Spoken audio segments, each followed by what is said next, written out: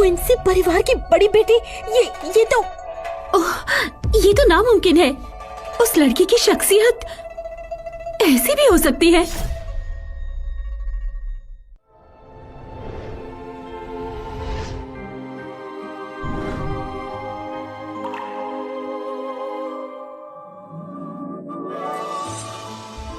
रेवा, तो ये तुम्हारी बहन है? या तुम्हारी बहन को बेवकूफ औरत नहीं कहा जाता था? फिर ये इतनी खूबसूरत? बस एक बेकार की अफवाह थी। क्या तुमने भी उसे मान ली? मेरी बहन बचपन से एक ही खूबसूरत है और उसका दिमाग भी तेज है, और तब से ही वो बस अकेले रहना पसंद करती है, कुछ अपनी पर्सनल वजह से। इतनी खूबसूरत दुल्हन पाकर क्या खुश नहीं हो? मैडम विजली और जेस्पर क्या बेवकूफ लोग हैं। क्विंसी की वारिस को बदसूरत समझ बैठे और मुझे जबरदस्ती के दूल्हे वाले नाटक में धकेला। उन्हें क्या पता, जिसे रिश्ता ठुकरा दिया था वो निकली एक बेमिसाल गुलाब। शर्त लगाता हूँ ये बात उन दोनों को जलन से पागल कर देगी। नहीं, नामुमकिन। ये किंसी की वारिस नहीं हो सकती, बिल्कुल नहीं। तुम आखिर हो कौन? उस निकम्मे की बीवी बनकर क्यों आई हो और चंदलेरी को इस तरह जलील कर रही हो? कितने बेबुनियाद इल्जाम हैं। मैडम लुइस, अगर मैं ही अपनी बेटी को ना पहचानूं तो फिर दूसरा कौन पहचान पाएगा? आपके अंधेपन ने सोफे की असली कीमत देखी ही नहीं। हम आपके शुक्रगुजार हैं। अगर आपकी उसके लिए नफरत और साइरस की कसम वाली शादी ना होती तो हमारे किंसी परिवार को इतना लाजवाब दामाद कभी ना मिलता। जब वो इंपीरियल इम्तिहान में सबसे आगे निकलेगा तो आपको जश्न में बुलाएंगे। रुको। अब क्या है लॉर्ड लुइस, क्या अब हमें खाने पर बुलाने का इरादा है? उन्हें जाने दो। मास्टर, आप ऐसा नहीं। या फिर अपने बेटी की लाश देखना चाहते हो? सेराफिन, चलो। लॉर्ड लुइस हमें खाना नहीं खिला रहे, चलो घर चलकर खाते हैं।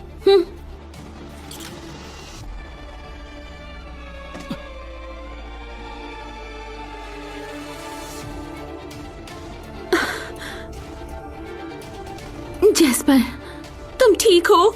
जेस्पर, कुछ बोलो, मुझे डराओ मत ऐसे। वो तलवार आम नहीं है और वो लड़की भी खास है, फिर भी सिर्फ उसकी दासी है। और सुनो, वो बिल्कुल भी बदसूरत नहीं है। माँ, इस शादी के बारे में मुझे अफसोस है। यंग मास्टर, सुना है आपने बड़ी बेटी का चेहरा देख लिया। तुम्हें पता था? अफवाह है। मैडम और जेस्पर बहुत गुस्से में है, लेकिन मैडम और साइरस को जानते हो, ये बात वो यूं ही नहीं छोड़ेंगे। इसलिए सर, अब से संभल कर रहना, घर से बाहर मत निकलना। फिक्र मत करो, अब मैं वो पुराना बेचारा विद्वान नहीं रहा। अब जो सबके भरोसे था, बिल्कुल सही। सरापाइन इतनी ताकतवर है, वो जरूर आपकी हिफाजत करेगी। वैसे आज रात खाने के बाद जल्दी सो जाना। मैं रोज की तरह आज तुम्हारा बिस्तर गर्म करने नहीं आऊंगी। कौन? अभी मेरी मैडले से मुलाकात हुई। उसने कहा कि तुम बिस्तर पर इंतजार करो, क्योंकि मुमकिन है कि सोफी आज रात साथ रहने आए। वेंडी, मुझे बताओ, कोई लड़की जो बर्फ जैसी ठंडी और परी जैसी खूबसूरत हो, क्या किसी अजनबी के साथ अपना बिस्तर शेयर करेगी? सर, आप बड़ी मिस की बात कर रहे हैं ना? वो तो पहले ही आपके पास 2 बार आ चुकी हैं। लेकिन क्या वो सच में वही ही थी? सर, आप क्या कहना चाहते हैं? कुछ नहीं वेंडी, बस और दिए जला दो, मोमबत्तियां जितनी ज्यादा हो सके। बड़ी मिस बहुत खूबसूरत हैं, मैं उन्हें आज रात साफ साफ देखना चाहता हूँ, अच्छी तरह से दीदार। अरे, शर्म नहीं आती आपको?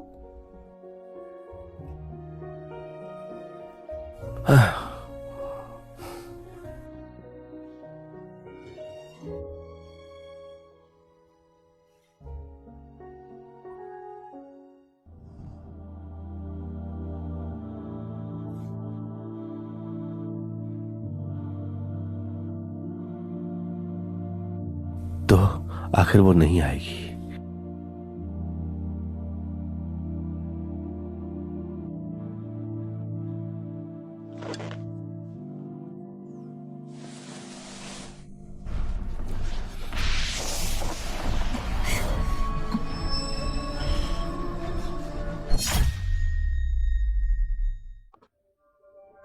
मेरे हाथ पैर ढीले पड़ जाते हैं, उंगली उठाने की ताकत भी नहीं रहती, ऊपर से चक्कर आते हैं। सब धुंधला क्यों दिखता है? ऐसा क्यों होता है? अगर देख नहीं पाता तो कोई निशान मुझे छोड़ना ही चाहिए। हाँ, कल सुबह होते पता ही चल जाएगा कि आखिर मेरे साथ था कौन। तुम सब बाहर जाओ।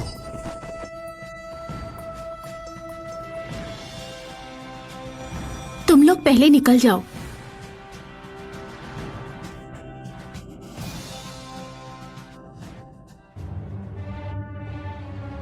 जैस्पर, अभी तक पहले वाली बात को लेकर खफा हो?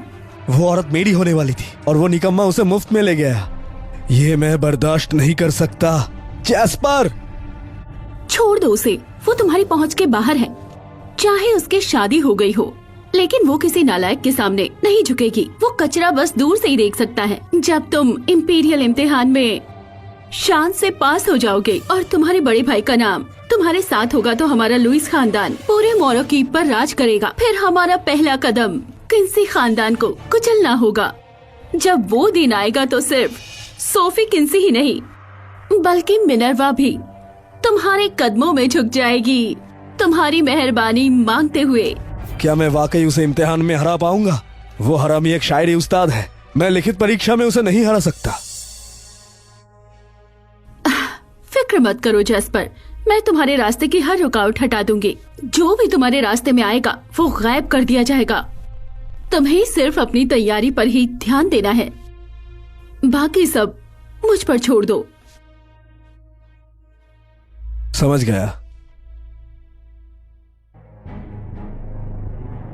मैडम, मैंने उसके पीछे लोग लगा दिया। रिवाज के मुताबिक शादी के बाद वो अपने माँ की कब्र देखने के लिए जाएगा और वहीं पर हम वार करेंगे। जैस्पर एक नाजुक मोड़ पर है, कोई सबूत नहीं छूटना चाहिए। निश्चिंत रहिए मैडम, शहर के बाहर का जंगल दरिंदों से भरा पड़ा है। ब्लैकवुड फॉरेस्ट में आदमी खाने वाले जानवर रहते हैं मैडम, इतना भयानक कि हड्डियां भी नहीं मिलेगी। अगर वहाँ कुछ हुआ भी तो सबूत नहीं मिलेगा। लोग भरोसेमंद है ना? वारन ने मुजरिम रखे हैं, सबके सब कातिल के मामले में वांटेड है। उनमें से एक हाइट बाउंड का साधक भी है। एक किताबी कीड़े को मारना बचकर नहीं निकलेगा वो।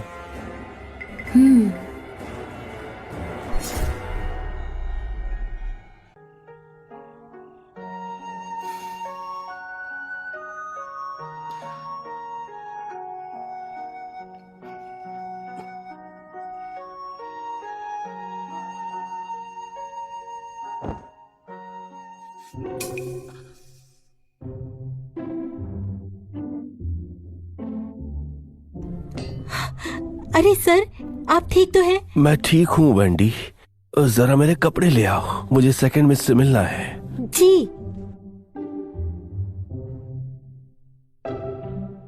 साइरस, तुम यहाँ कैसे?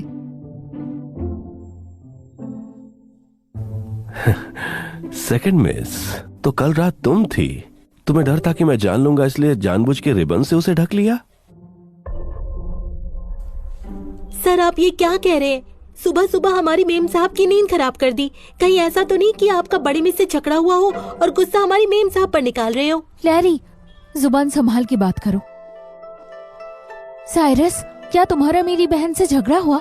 अगर उसने तुम्हें नाराज किया हो तो उस पर गुस्सा मत करो। उसकी जिंदगी आसान नहीं रही, इतने सालों तक घर से दूर अकेली रही। पता नहीं उसने क्या क्या झेला होगा, कोई उसे नहीं समझता, इसीलिए अब वो अपनों से भी दूर हो गई है। तो सुहाग वाली रात तुम उसकी जगह गई थी? सेकंड मिस, क्या मैं वजह जान सकता हूँ? क्यों जानबूझकर छुपा रही हो? सर, मैं आपको हर जगह ढूंढ रही थी, आप यहाँ पर हैं। रुको, तुम्हारे गर्दन पे भी? क्या आप इस रिबन की बात कर रहे हो? सेरापाइन ने भी पहनी है, सुंदर है ना? क्या शेरापिन ने भी? ये चल क्या रहा है? क्या कल रात एक नहीं बल्कि 3 लोग थे? नहीं, मुझे समझना होगा। कोई जानबूझ के सबको उलझा रहा है, सबको रिबन पहनाकर निशान छुपा रहा है। तो जिसने ये रिबन दिया है वही असल में मेरे कमरे में था। मार ले, जरा ये बताओ, ये रिबन आखिर तुम्हें किसने दिया है और पहनने को किसने कहा? Second miss, eldest miss? मैंने दिए थे, मैंने। ये क्या बकवास है? तो कल रात ये लानत है, ये क्या हो रहा है? कल रात वाली तो पहेली बन गई। मिसेस जॉनसन ने मुझे कुछ रिबन्स दिए थे, मुझे पसंद आए तो मैंने मार्ले और बाकी सबको दे दिए। क्या मुझे तुम्हारी इजाजत चाहिए? मैडम, आप गलत समझ रही हैं। मुझे लगा ये रिबन बहुत ज्यादा सुंदर है, इसलिए जानना चाहता था ये किसने चुना। अच्छा, आज तो सर बार बार मेरी गर्दन देख रहे हैं।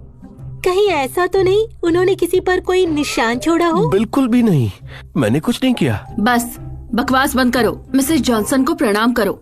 मैडम, ये मेरे दामाद हैं। अच्छा, तुम्हारे बिस्तर के पास जो कविता लगी है वो इन्होंने ही लिखी है।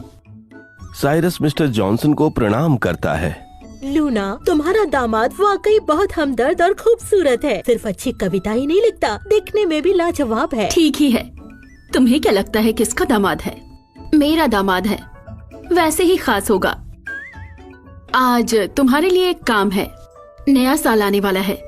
आर्क डचेस ने कई जंग जीती हैं। इत्तेफाक से वो मोरो कीप के पास तैनात हैं। इसलिए लिएगी ने आर्क डचेस को यहाँ जश्न मनाने के लिए बुलाया है और हम उनके लिए विजय दावत रखेंगे। तब तक हमें उम्मीद है कि तुम कविता लिखोगे आर्क डचेस के तारीफ में, किन्सी परिवार की तरफ से उनके लिए तोहफे के रूप में। आर्चडिस कला और युद्ध दोनों में माहिर है। वो सिर्फ सेना ही नहीं संभालती बल्कि कविता और चित्रकला भी पसंद करती है। लेकिन रोमांटिक कविता उन्हें पसंद नहीं आएगी। बेहतर होगा कुछ वीर या भव्य लिखो, यहाँ देश के मामलों के ऊपर। आर्चडिस पायरिया ब्लड की प्रिंसेस है, बहुत ऊंचे दर्जे की। अब उनके पास बहुत बड़ा अधिकार है और दरबार पर उनका दबदबा भी है। अगर तुम उनका मान जीत लो तो सिर्फ तुम नहीं, पूरा क्विंसी परिवार बहुत फायदा उठाएगा। माफ कीजिए मैडम जॉनसन, मेरी नादानी को माफ कीजिए। मैं ऐसी कोई भी कविता नहीं लिख सकता हूँ। क्या तुम कहानी लिख सकते हो युद्ध या रणनीति के ऊपर? आर्चडिस को वो भी बहुत पसंद है। मैं वो भी नहीं लिख सकता। क्या नहीं कर सकते? एक बार फिर से सोच लो और फिर जवाब देना।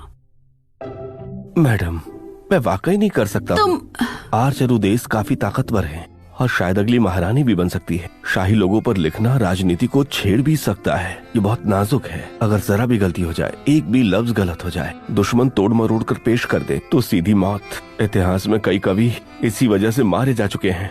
मेरे जैसा नासमझ दावत में शायद बुलाया भी ना जाए। ऐसा शुक्रिया ना मिलने वाला काम इतने बड़े जोखिम लायक नहीं। माँ, हर किसी का लिखने का अपना अंदाज नहीं होता। जीजा जी उस तरह की कविता में माहिर है, आप समझिए। अभी बुआ लिंडेन ने भी कहा आर्कटैसिस को पेंटिंग पसंद है। क्यों ना मैं एक पेंटिंग बना दूं या फिर उस पर कविता लिखने के बारे में सोचूं। हाँ, थोड़ा शर्मिंदा हो सकती हूँ पर नियत सबसे जरूरी है। मुझे यकीन है वो बुरा नहीं मानेंगी। इसे पाला पोसा लगता है बेकार ही था। जब जरूरत पड़ती है तो इसकी कमजोरी सामने आती है। मैं सोच रही थी तुम्हारी माँ की कब्र पर जाने का और सोफी को तुम्हारे साथ भेज दूं। छोड़ो, जरूरत नहीं, अकेले ही चले जाना। अगर पहाड़ों में कोई डाकू मार दे मुझे फर्क नहीं पड़ता।